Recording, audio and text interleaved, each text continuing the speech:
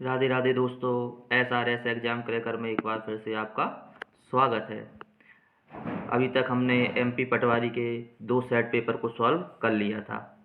आज हम उसी क्रम को आगे बढ़ाते हुए तीसरे प्रीवियस ईयर पेपर को सॉल्व करेंगे। तो चलिए स्टार्ट करते हैं। सामान्य ज्ञान। Question first. भीमबेटका गुफाएं खालिस्तान के लिए प्रसिद्ध हैं। ऑप्शन ए मूर्तियों के लिए, ऑप्शन बी टाइगर पार्कों के लिए, ऑप्शन सी शैल चित्रों के लिए, ऑप्शन डी मंदिरों के लिए। तो इसका सही आंसर क्या होगा? ऑप्शन सी शैल चित्रों के लिए। भीमबेटका की गुफाएं किसके लिए प्रसिद्ध हैं? शैल चित्रों के लिए। और भीमबेटका की गुफाओं को यूनेस्को में कब शामिल किया गया था? 2003 में शामिल किया गया था। तो चलिए थोड़ा सा इसके बारे में जान लेते हैं। भीमबेटका को यूनेस्को में 2003 में शामिल किया गया था। भीमबेटका गुफाएं मध्य प्रदेश के रायसेन जिले में स्थित हैं। भीमबेटका की गुफाएं कहाँ पर स्थित हैं? तो रायसेन जिले में स्थित हैं। ये गुफाएं भोपाल से कितने किलोमीटर दूर? रायसेन भोपाल से कितना किलोमीटर दूर है? 46 किलोमीटर दूर दक्षिण में मौजूद हैं। भीमबेटका गुफाएं चारों ओर से विंध्य पर्वतमालाओं से घिरी हुई हैं। इन गुफाओं का संबंध पाषाण काल से है। भीमबेटका की गुफाओं का संबंध कौन से काल से है? पाषाण काल से है। चलो ठीक है, नेक्स्ट क्वेश्चन पे मूव करते हैं। नेक्स्ट क्वेश्चन है आपका क्वेश्चन नंबर 2। मध्य प्रदेश के किस जिले में Laxmibai National Institute of Physical Education स्थित है? ऑप्शन ए रीवा जिले में, ऑप्शन बी ग्वालियर जिले में, ऑप्शन सी इंदौर जिले में, ऑप्शन डी सतना जिले में। तो इसका सही आंसर क्या होगा आपका? ऑप्शन बी ग्वालियर जिले में। यानी कि मध्य प्रदेश के किस जिले में आपका Laxmibai National Institute of Physical Education स्थित है? कहाँ है? ग्वालियर जिले में है। और इसकी स्थापना कब हुई थी? 1957 में। किसकी? Laxmibai National Institute of Physical Education की स्थापना कब हुई थी? 1957 में हुई थी। और चलिए इसके लिए इतना ही। चलिए नेक्स्ट क्वेश्चन पे मूव करते हैं। नेक्स्ट क्वेश्चन है आपका क्वेश्चन नंबर 3। परमाणु ऊर्जा आयोग देश में परमाणु ऊर्जा गतिविधियों हेतु नीति प्रतिपादित करने के लिए उत्तरदायी है। यह कब स्थापित किया गया था? ऑप्शन ए 1960 में, ऑप्शन बी 1956 में, ऑप्शन सी 1951 में, ऑप्शन डी 1948 में। तो इसका सही आंसर क्या होगा आपका? 1948 में। यानी कि परमाणु ऊर्जा आयोग कब स्थापित हुआ था आपका? 1948 में। परमाणु ऊर्जा के जनक किसे कहा जाता है? डॉक्टर होमी जहांगीर भाभा को। और भाभा परमाणु अनुसंधान केंद्र कहाँ पर है? कहाँ पर स्थित है? ट्राम्बे। ट्राम्बे कहाँ पे आता है? मुंबई में स्थित है। और परमाणु ऊर्जा आयोग का गठन कब हुआ था आपका? 1948 में। और किसकी मतलब इसका उद्देश्य क्या है? देश में परमाणु ऊर्जा गतिविधियों को क्या करना है? इसका कार्य नियंत्रण करना है। और क्या कार्य हैं इसके? और कार्य हैं जैसे देश में परमाणु विज्ञान में अनुसंधान करना, देश में परमाणु वैज्ञानिकों को प्रशिक्षित करना, आयोग की अपनी क्या एक प्रयोगशाला के साथ साथ भारत में परमाणु अनुसंधानों को क्या करना? बढ़ावा देना, भारत में परमाणु खनिजों का पूर्वेक्षण तथा ऐसे खनिजों का खनन करना। और जो सबसे मेन जो इसका इम्पोर्टेंट बात है वो है कि परमाणु ऊर्जा आयोग भारत सरकार का एक निकाय है तथा सीधे किसके अधीन रहता है? प्रधानमंत्री के अधीन रहता है। चलिए नेक्स्ट क्वेश्चन पे मूव करते हैं। नेक्स्ट क्वेश्चन है आपका क्वेश्चन नंबर 4। निम्नलिखित में से किस पदार्थ की कमी के कारण बेरी रोग होता है? Option A vitamin B1, option B protein, option C vitamin C, option D वसा। तो किसकी कमी से होता है? विटामिन B1 की कमी से। कौन सा रोग? बेरी रोग किसकी कमी से होता है? विटामिन B1 की कमी से होता है। बेरी रोग विटामिन B1 की कमी से होने वाला रोग है। विटामिन B1 को क्या कहते हैं? थायसिन भी कहते हैं। विटामिन B1 को क्या कहा जाता है? थायसिन। ठीक है, भी कहते हैं। विटामिन B1 एक को क्या एंजाइम की तरह ये क्या करता है? कार्य करता है। चलिए नेक्स्ट क्वेश्चन पर मूव करते हैं। और सबसे जो मेन चीज़ है, जैसे आपको विटामिन B1 किससे प्राप्त होता है, मतलब इसका आधार क्या है, तो चावल। ठीक है, विटामिन B1 सबसे ज़्यादा किस में पाया जाता है, चावलों में पाया जाता है। तो नेक्स्ट क्वेश्चन पे मूव करते हैं। नेक्स्ट क्वेश्चन है आपका क्वेश्चन नंबर 5। अखिल भारतीय मुस्लिम लीग की स्थापना कब हुई थी? ऑप्शन ए 1902 में, ऑप्शन बी 1906 में, ऑप्शन सी 1911 में, ऑप्शन डी 1919 में। तो इसका सही आंसर क्या होगा आपका, ऑप्शन बी 1906 में। अखिल भारतीय मुस्लिम लीग की स्थापना कब हुई थी, 1906 में हुई थी। और इसके संस्थापक सदस्य कौन कौन से थे जिन्होंने मतलब मुस्लिम लीग की स्थापना की थी? तो वो थे आपके मौलाना मोहम्मद अली जौहर, मौलाना जफ़र अली खान, हकीम अजमल खान, नवाब सलीम उल्लाह खां। ये क्या थे, मतलब संस्थापक क्या थे, सदस्य थे। इन लोगों ने मिलकर किसकी, अखिल भारतीय मुस्लिम लीग की स्थापना की थी। कब की थी, 1906 में की थी। और मुस्लिम लीग का पहला अध्यक्ष कौन था, तो सर आगा खां। मुस्लिम लीग के पहले अध्यक्ष कौन थे, सर आगा खां थे।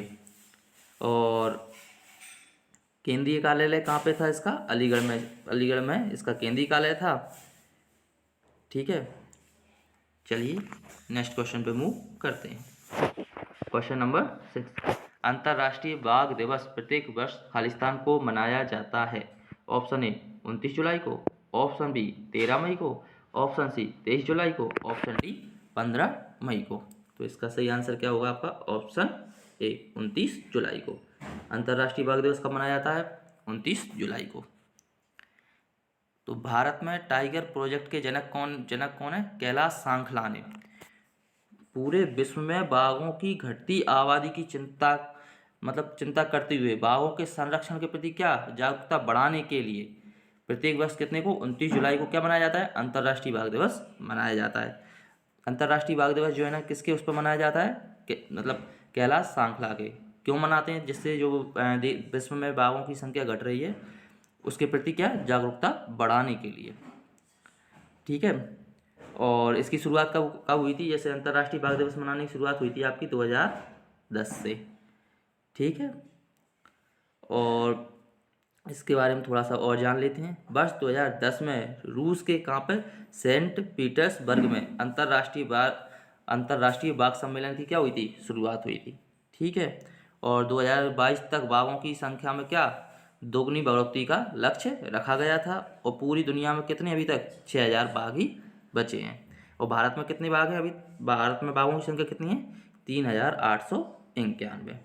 और ये क्वेश्चन इसलिए भी इम्पोर्टेंट हो जाता है क्योंकि जब रूस में सेंट पीटर्सबर्ग में जो मतलब सम्मेलन हुआ था, उस टाइम इन्होंने घोषणा क्या करी थी कि 2022 तक हम क्या करेंगे, बाघों की संख्या को दोगुना करेंगे। ये इनका लक्ष्य था। और इन दिस टाइम कौन सा ईयर चल रहा है, 2022 ही चल रहा है। इसलिए ये क्वेश्चन आपके लिए और भी ज़्यादा इम्पोर्टेंट हो जाता है। तो चलिए नेक्स्ट क्वेश्चन पे मूव करते हैं। नेक्स्ट क्वेश्चन है आपका क्वेश्चन नंबर 7। राज्यों में अध्यादेश कौन लागू करता है? ऑप्शन ए राज्यपाल, ऑप्शन बी मुख्यमंत्री, ऑप्शन सी राष्ट्रपति, ऑप्शन डी मुख्य न्यायाधीश। तो इसका सही आंसर क्या होगा आपका, ऑप्शन ए। राज्यों में आपके अध्यादेश कौन जारी करेगा, राज्यपाल जारी करता है। राज्यपाल का कार्यकाल कितने वर्ष का होता है, 5 वर्ष का होता है। और राज्यपाल की जो नियुक्ति संबंधी अनुच्छेद कौन सा है, 153। 153 जो आर्टिकल है आपका, वो किससे संबंधित है, राज्यों के में तो राज्यपाल की नियुक्ति से संबंधित है। और अध्यादेश जारी करने का जो अधिकार है वो कौन से मतलब आर्टिकल के तहत आता है, तो वो आता है आपके 213 आर्टिकल के तहत आता है। यानी कि राज्यों में अध्यादेश लागू करने की जो राज्यपाल लागू करता है वो किस आर्टिकल के तहत करता है, 213 के तहत करता है। और राज्यपाल को कौन से अधिकार प्राप्त होते हैं, संवैधानिक अधिकार प्राप्त होते हैं। तो चलिए नेक्स्ट क्वेश्चन पे मूव करते हैं। नेक्स्ट क्वेश्चन है आपका क्वेश्चन नंबर 8। इस हिमालयी क्षेत्र में 1 महीने के लंबे समय तक सैन्य गतिरोध में भारत और चीन बंद थे, क्षेत्र का नाम बताइए। सेंग्रीला, option B Daulat Beg Oldi, option C Doklam, option D Ladakh. तो इसका सही आंसर क्या होगा, ऑप्शन सी डोकलाम। यानी कि डोकलाम में आपने सुना भी होगा कि भारत और चीन के बीच उस टाइम पे क्या था, आपका विवाद था। जिस टाइम ये पटवारी पेपर लगे होंगे उस टाइम पे लगा हुआ। भारत और चीन के बीच ताज़ा विवाद डोकलाम नामक हिमालयी क्षेत्र को लेकर है। ठीक है, इस क्षेत्र को भारत में डोकलाम और भूटान में क्या बोलते हैं, डोकला बोलते हैं। भारत में तो डोकलाम बोलते हैं, लेकिन ये बात आपको ध्यान रखना है कि इसको भूटान में क्या बोलते हैं, डोकला। ठीक है, डोकला। और चीन में किस नाम से जाना जाता है, डोकलाम। डोकलाम नहीं, डोकलाम। डोकलाम तो भारत में बोला जाता है, जबकि चीन में क्या बोलते हैं इसी क्षेत्र को, डोकलाम। ठीक है, डोकलाम कहा जाता है। और डोकलाम का जो कुछ हिस्सा है वो किस राज्य में आता है, भारत के सिक्किम में आता है। और जहाँ पर क्या है ना, चीन क्या है ना, सड़क का निर्माण करना चाहता था, और भारत ने इसके लिए मना किया हुआ कि साहब यहाँ पे आप चीन से बोला हो कि यहाँ पे आप सड़क मत बनाओ। अब जैसे आपके घर में कोई कुछ निर्माण कार्य करे तो आप वो भी ऐसे मना करोगे, तो इसी को लेकर इसमें इनमें क्या हो गया था, विवाद हो गया था। तो चलिए नेक्स्ट क्वेश्चन पे मूव करते हैं। और जो मेन चीज़ है आपकी, भारत, एक मेन चीज़ आपको जो याद रखना है, भारत की चाइना के साथ कितनी सीमा लगती है 3488 किलोमीटर। भारत क्या करता है, अपनी सीमा चीन के साथ क्या करता है, साझा करता है। और एक हमारा चीन के साथ युद्ध भी हुआ था, वो कब हुआ था आपका, 1962 में। चलिए नेक्स्ट क्वेश्चन पे मूव करते हैं। Question number 9, doctor BR Ambedkar द्वारा निम्नलिखित में से कौन सा अनुच्छेद संविधान का दिल और आत्मा कहलाता है। ऑप्शन ए अनुच्छेद 32, ऑप्शन बी अनुच्छेद 19, ऑप्शन सी अनुच्छेद 350, अनुच्छेद 363। तो इसका सही आंसर क्या होगा आपका, डॉक्टर भीमराव अम्बेडकर ने किस अनुच्छेद को संविधान का दिल और आत्मा कहा है, तो वो कौन सा है, ऑप्शन ए अनुच्छेद 32 को। तो अनुच्छेद 32 को डॉक्टर BR अम्बेडकर ने संविधान का दिल और आत्मा कहा है। तो ये किससे संबंधित है, अनुच्छेद 32 में संवैधानिक उपचारों का स्पष्ट वर्णन किया गया है। और अनुच्छेद 32 के अंतर्गत मौलिक अधिकारों को क्या नहीं किया जा सकता, परिवर्तित करने की शक्ति क्या की गई है, प्रदान की गई है। इस संदर्भ में सर्वोच्च न्यायालय को 5 प्रकार की क्या रिट निकालने की शक्ति प्रदान की गई है। वो 5 प्रकार की रिट कौन कौन सी हैं, फर्स्ट नंबर पे आपका बंदी प्रत्यक्षीकरण, सेकंड नंबर पे आपका परमादेश, थर्ड नंबर पे प्रतिषेध लेख, चौथे पे उत्प्रेषण, और पांचवे पे क्या आपका अधिकार रक्षा लेख। तो चलिए नेक्स्ट क्वेश्चन पे मूव करते हैं।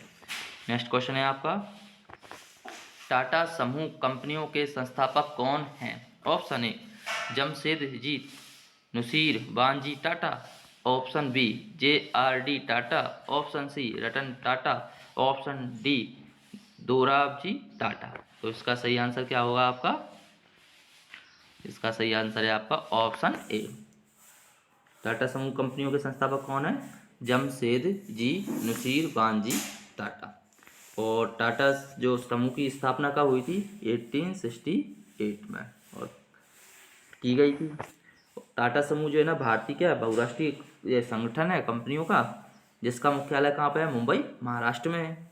और जमशेदजी टाटा द्वारा कब, 1868 में इसको टाटा समूह को क्या किया गया था, स्थापित किया गया था।